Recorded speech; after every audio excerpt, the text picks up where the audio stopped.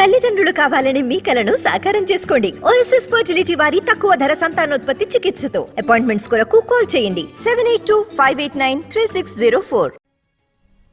తమిళనాడును వానలు వీడడం లేదు. భూమధ్యరేఖ ప్రాంతంలో ఏర్పడిన తుఫాన్ను పోలిన సుడిగుండం వల్ల భారీ వర్షాలు కురుస్తున్నాయి. దీంతో నానా ఇబ్బందులు పడుతున్నారు జనం.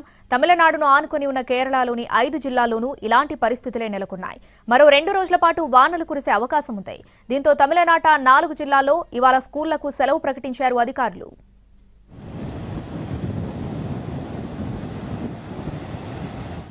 హిందూ మహాసముద్రంలో తుఫాన్ తరహా సుడిగుండం ఏర్పడింది.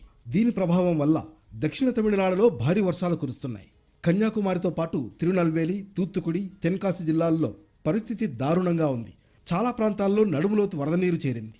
మరో 2 రోజుల పాటు భారీ వర్షాలు కురిసే అవకాశం ఉందని వాతావరణ శాఖ హెచ్చరించింది. కన్యాకుమారి, తిరునల్వేలి, రామనాథపురం, పుదుక్కోట్టై, తంజావూరు జిల్లాలకు ఆరెంజ్ అలర్ట్ జారీ చేసింది.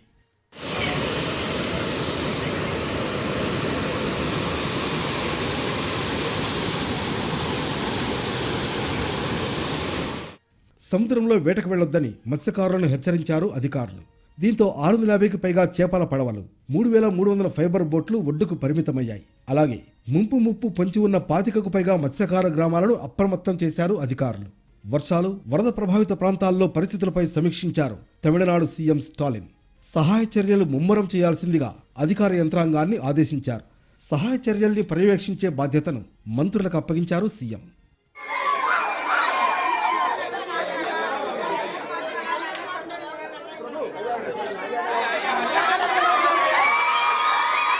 కేరళలో భారీ వర్షాలు కురుస్తున్నాయి. తమిళనాడు సరిహద్దును ఆనుకుని ఉన్న 5 జిల్లాల్లో కుండపోత వానలు పడుతున్నాయి. పలు ప్రాంతాలు జలదిగ్బంధంలో చిక్కుకున్నాయి. కేరళలో కూడా మరో 48 గంటల పాటు ఓ మోస్తరు నుంచి భారీ వర్షాలు కురుస్తాయని వాతావరణ శాఖ హెచ్చరించింది. తిరువనంతపురం, కొల్లం, పతనంతిట్ట జిల్లాలకు ఆరెంజ్ అలర్ట్ జారీ చేసింది. అలాగే అళప్పుజ, కొట్టాయం, ఎర్నాకుళం, ఇడుక్కి జిల్లాలకు ఎల్లో అలర్ట్ జారీ చేశారు అధికారులు.